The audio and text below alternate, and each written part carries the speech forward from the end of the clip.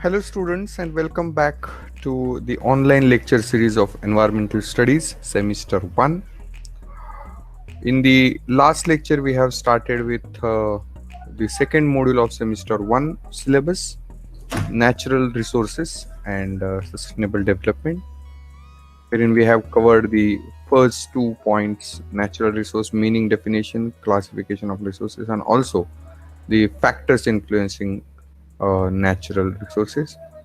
And today we are going to discuss the resource conservation, meaning of resource conservation, and methods of resource conservation, and also conventional and non-conventional resources. And if time permits, we will also start with the forest resources. Before we continue, let us have a look at the module objective. After studying this module, students will be able to learn different types of resources, will be able to understand the resource utilization pattern, and students will be able to understand threats and solutions towards resource utilization. In the last lecture, we have discussed the concept of resource conservation, okay, resources, and different types of resources, and also factors responsible for resource utilization. This lecture is planned to discuss resource conservation meaning and different methods of resource conservation. And we also intend to discuss the conventional and non-conventional resources in this particular lecture. Let us try to understand the concept of resource conservation.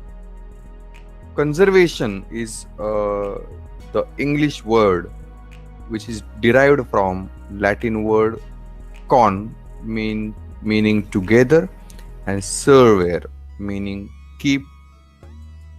So conservation by its meaning is called as to keep together. Now, when we talk about resource conservation, it naturally means to keep resources or to protect resources so that the resources will satisfy the present needs and also will ensure that the future generation will also be able to satisfy their own needs. And therefore, the optimum utilization of natural resources for the development of a nation or for economic development of a nation, and also to ensure the availability of resources for future generation. So when we talk about resource conservation, we also focus on the optimum use of resources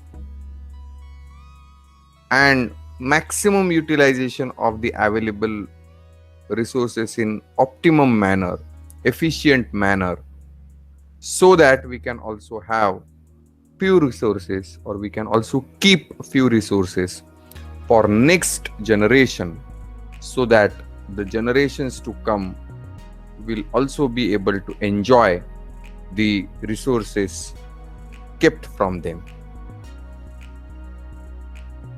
The wise or judicious use of natural resource, reduction in waste, and improving the efficiency of production system are important weapons by which resources can be conserved. Proper management of natural resources and optimum utilization of natural resources, efficient use of natural resources will help to prevent exploitation, that is overuse, destruction and degradation of natural resources. Therefore, resource conservation is a need for a day or need of a time, because resources are most of the resources, as we have discussed in the classification of resources, that most of the resources are limited.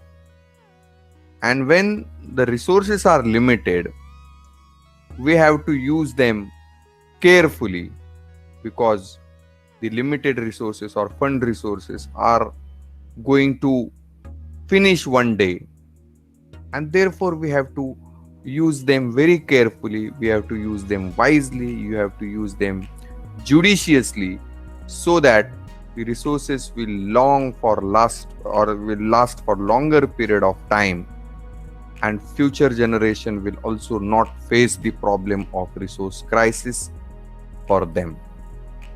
And it is the responsibility of present generation, you and me, to ensure that these resources will be available for next generation. That's the basic concept of resource conservation.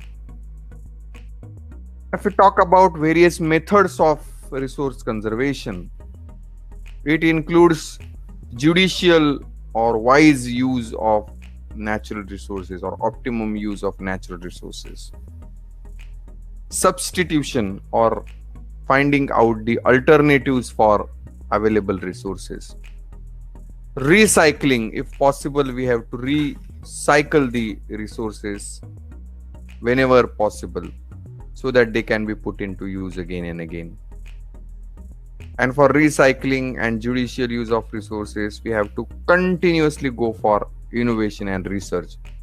So research and development will definitely help us out in finding out new technology solutions and sustainable solutions for resource management. Resource conservation can be achieved by minimizing the waste. So maximum utilization of whatever resources that we have with us, and minimum amount of wastage. So minimum input and maximum output, a kind of a approach will help us out to conserve the resources. If we minimize the waste, that means we are using them optimally. There are various laws and acts in place for conservation of fundamental natural resources like water resources, wildlife resources, forest resources, and so on. We have to enforce them strictly, and we have to implement them strictly, so that these resources will be conserved practically. Otherwise, putting resource conservation on policy and on policy document and on the laws and acts in paper, that doesn't make any difference, or that doesn't make much difference until they are implemented strictly. People need to be made aware about importance of resource conservation. Government policies also play important role in resource conservation, and government at national and state level and also at international levels need to understand that the strategy for resource conservation needs to be dynamic. As time changes, and with changing time and with changing conditions, they have also to reframe and modify their policies whenever they require or whenever they feel it is important. Conventional and non-conventional resources. Now, when we talk about conventional and non-conventional resources, conventional resources are those resources which we are using since ancient times, and they are also called as traditional resources. Whereas non-conventional resources, on the other hand, are the resources which have been developed in recent times through innovations and discoveries. The examples of conventional energy resources are coal, petroleum, natural gas, hydropower, and nuclear energy, of which coal, petroleum, and natural gas are limited resources, and they have been put into use since ages now, and that's why their stock is going to reduce day by day in near future, and there will be time when we won't be able to have stock of coal, petroleum, and natural gas for further use. However, hydropower and nuclear energy are important conventional energy resources which have been developed in the past and have been used since then. Whereas non-conventional energy resources, which include solar energy, tidal energy, wind energy, geothermal energy, and biomass energy, all these types of energy resources have been discovered, have been developed in recent times. The systems have been developed to utilize these resources in recent times, and therefore they are also called as modern resources because they have been recently developed. But if you look at all these energy resources, may it be solar energy, tidal energy, wind energy, and geothermal energy, and even biogas energy or biomass energy, these are the energy resources which are non-pollutant and are renewable resources mostly. Let us try to understand each of these resources in brief. The first conventional energy resource is a coal, and coal has been put into use for various domestic as well as manufacturing processes since ages now. And the importance of coal, particularly in manufacturing industries, cannot be underestimated. In fact, coal is so important in manufacturing industries that it is also called as black diamond. Coal is a solid form of carbon, and therefore we find coal in the subsurface in the different parts of the world having different carbon content in it, and therefore based on the carbon content in the coal can be classified into various types. Anthracite is considered as the best quality coal with the carbon content of up to 95%, followed by bituminous 60 to 80%, lignite 50 to 60%, and peat, which is the poor quality coal which normally used for domestic purpose but not used for manufacturing industries, is having the carbon content of up to 40%. USSR, United States of America, Australia are the important countries where concentration of coal reserves are found. However, China is the largest coal producing country in the world, followed by United States of America and Australia. As I told you that anthracite is considered to be the best quality coal wherein the carbon content is up to 95%, followed by bituminous, lignite, and peat is considered to be the poorest quality coal as far as the carbon content is concerned. This is the statistics of 2016. about the coal production across the world, and here we can say that China is the largest coal producing country in the world, followed by India. So United States was at the second rank, but in the year 2016, India has overstripped United States of America, and therefore India became the second largest coal producing country, followed by USA and Australia and so many other countries. If we look at the distribution of coal, we find that the distribution of coal in the entire world is uneven, and the production patterns are also uneven world over. Now, if you look at the coal resources, burning of coal is an important process by which energy is extracted from coal.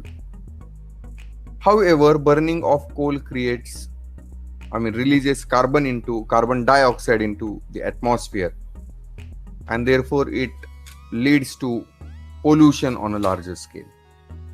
Secondly, transportation of coal is a major hassle because transportation cost of coal becomes higher, and therefore it is always advisable to establish manufacturing industry which require coal near the coal mines or at approximate distance from coal mines, so that the transportation cost for transporting coal from mining areas to the manufacturing industries can be reduced. Petroleum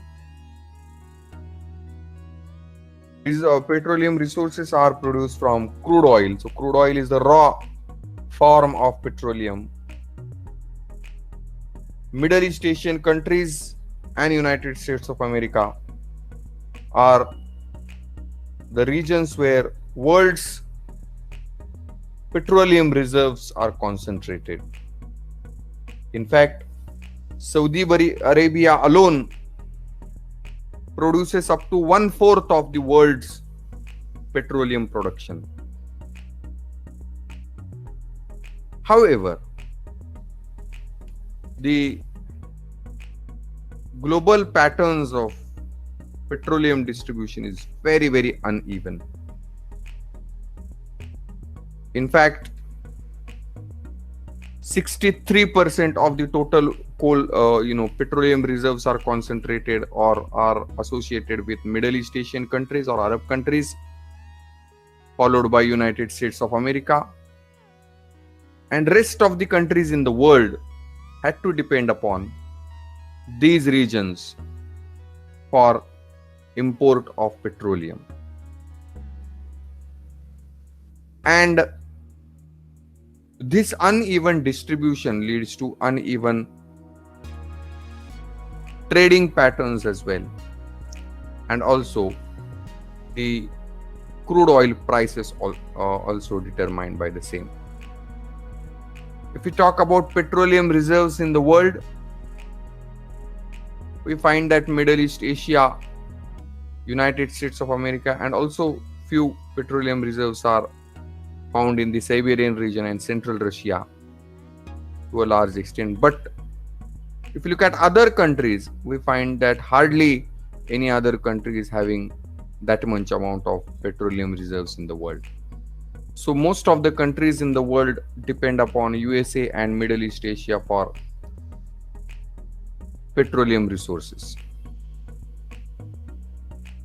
So if you talk about consumption patterns and import of petroleum products in India over the period of time, we find that the production has not increased over the period of time. In fact, from 1995, there is a slight decline in petroleum production in India,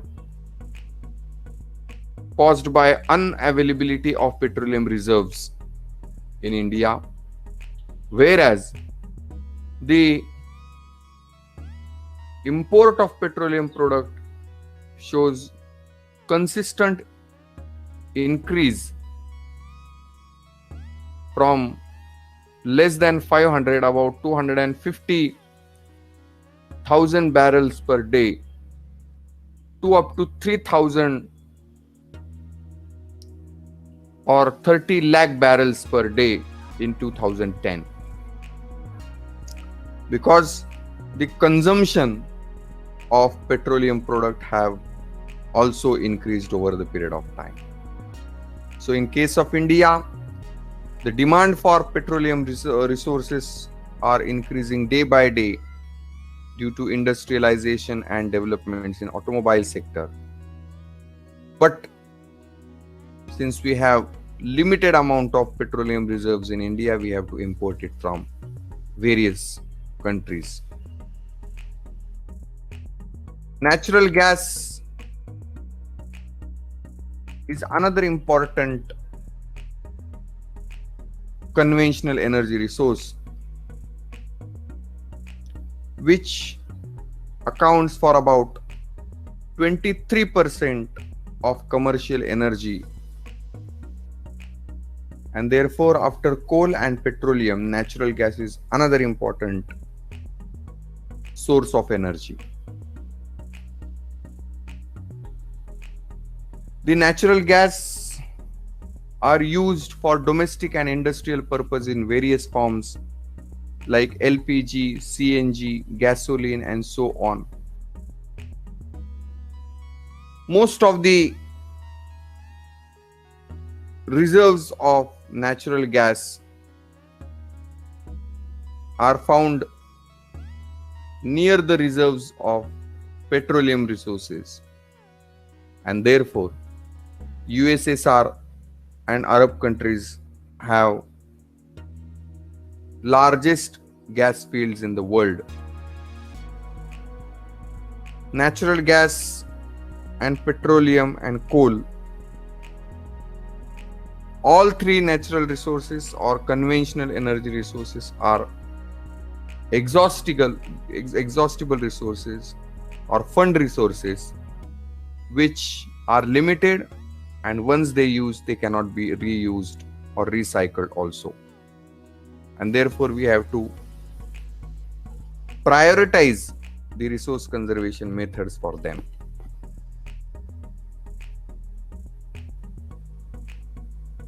Hydropower is another important conventional energy resources. Hydropower is used by putting turbines along the flowing water or falling water to use hydro or to produce hydroelectric power. However, the hydropower have been used by our ancestors since ages now for grinding grains and sailing their boats. China, Canada, Brazil, USA are major producers of hydropower. There are some advantages of hydropower because they doesn't create any pollution. They have low operating cost. Hydropower can be generated on demand, and less amount of greenhouse gases are emitted into the atmosphere, which contribute to global warming. But there are some disadvantages too, because hydropower production requires construction of dam, and this dam requires huge amount of land, and the certain multi-purpose projects leads to project affected people, and their rehabilitation is one of the major concerns in different parts of the world. And also construction of dam has some negative impact on environment. Even the hydropower projects will have certain negative impact on the natural environment, particularly aquatic life as well. This is the example of hydropower, the photograph from Almaty Dam. Atomic energy or nuclear energy has been obtained by fusion and fission of nuclei, extracted from minerals like uranium. France produces highest nuclear energy in the world. Nuclear energy in India is being produced by Bhabha, Dr. Homi Bhabha, for various good purposes. But unfortunately, nuclear energy have been used for destructive purposes in the year 1945. I mean, the end of the Second World War, wherein America has used nuclear bomb or atomic bomb on cities or a couple of cities of Japan. Nuclear power is less polluting and has low operating cost are some of the advantages of nuclear atomic energy. However, high risk of radiation, radioactive waste and high installation cost are some of the major disadvantages of use of nuclear or atomic energy. Now, these are some of the places where nuclear energy setups are going to be there. Rajasthan, Narora, Kakrapur, Tarapur, Kaiga, Madras are important atomic power stations which are operating, and Mithivardi, Mahibar, Banswara, Chukta,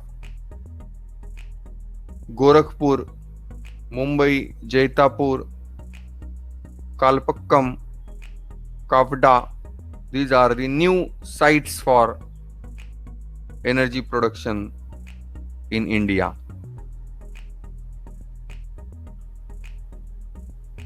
If we talk about the energy basket of India, we find that most of the energy resources are used in India from thermal energy sources, but the nuclear energy or nuclear power has very less share, that is up to 3.2% only, as compared to other sources of energy, which has to be increased.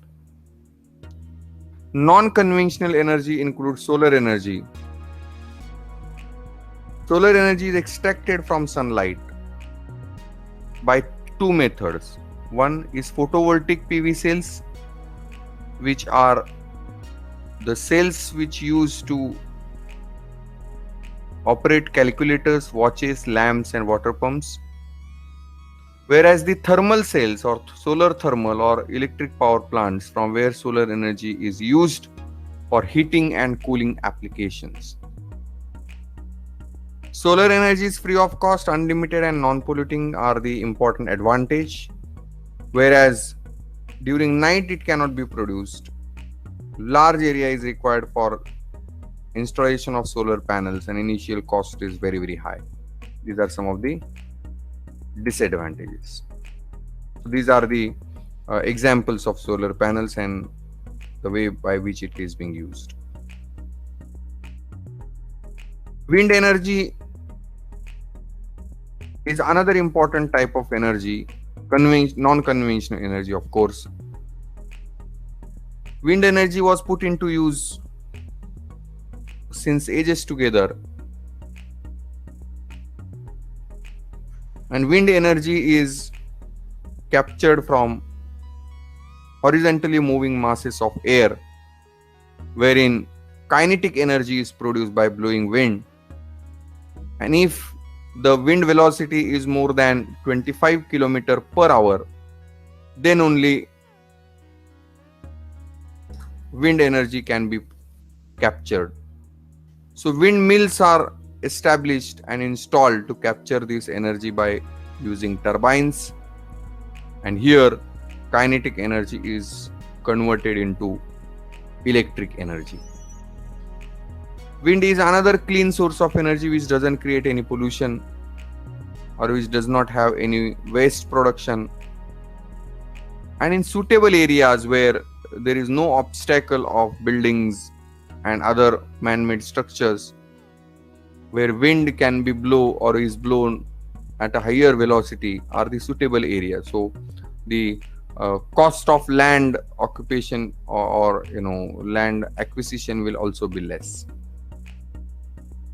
But there are some disadvantages because winds are unpredictable. We cannot say that wind will be blown at a higher velocity for longer period of time. Even we cannot predict it. Huge amount of space is required for installation of windmill. Both installation and maintenance cost of windmill is very high. It also creates a lot of noise, and wind mills produce less energy as compared to other sources of energy. This is how wind mills operate. So wind pushes these turbines, and then these turbines rotate. It generates a system, and the electric energy is converted, kinetic energy is converted into electric energy through generator, and it is connected to the power grid. Tidal energy is another important mode of energy, or examples of non-conventional energy, which uses kinetic energy by moving seawater during tides.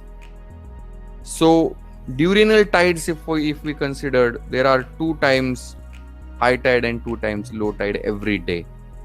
However, we have spring tide on new moon and full moon situation, and we have neap tides on in between these two. Now the spring tides and neap tides, wherein the water moves towards the coastal areas or towards the land and again towards the sea, leads to the huge movement of water in the coastal areas. And by putting turbines, we can capture tidal energy and convert it into electric energy. The advantages includes cost-effective method of energy capturing. It has minimum side effect, no waste is created out of it, and tidal energy is considered to be ecologically friendly or eco-friendly type of energy resource. Whereas some disadvantages are also there. Initial setup cost is very high, and there are very few suitable sites for tidal energy production. This is how the tidal energy is produced. So this is the turbine. During high tide, the turbines rotate, and during low tide again turbines rotate when water return back to the sea side.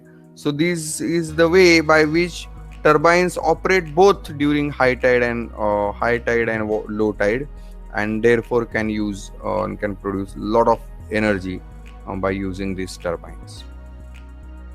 Biomass energy is the energy which is produced from organic matter like organic waste, animal dung cakes, sewage, wood and grasses, and transform it into fuel like methane, and that can be further used for various domestic as well as industrial purpose and commercial purpose as well. Biomass energy doesn't create any pollution, and it is a cheap source of energy, inexpensive source of energy. But it also creates greenhouse gas like methane into the atmosphere, and it is also a less energy producing type of energy. It's the biogas energy. So waste material is put into this, and the gas which is created from this waste material is enter into the boiler, and the steam which is created enter into the turbine system. The turbine rotates, and then generator convert this energy into electric energy, and then it is connected to power grid.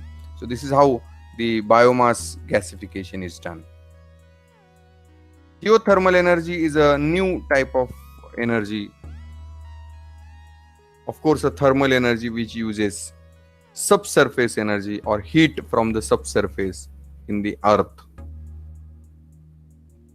The energy which is in the earth can easily be captured for thermal energy production, is the basic idea behind geothermal energy, because as we go deep and down in the earth, the temperature go on decreases, they are go on increasing, and this high temperature beneath the earth surface can be used for thermal energy production. It does not have any negative impact on environment, and it is also easily accessible. Anywhere we can produce it easily. But there are some disadvantages. It is difficult to find suitable sites for geothermal energy, and along with the geothermal energy, the toxic gases may also come out of the subsurface and will create pollution. This is how the geothermal energy is produced.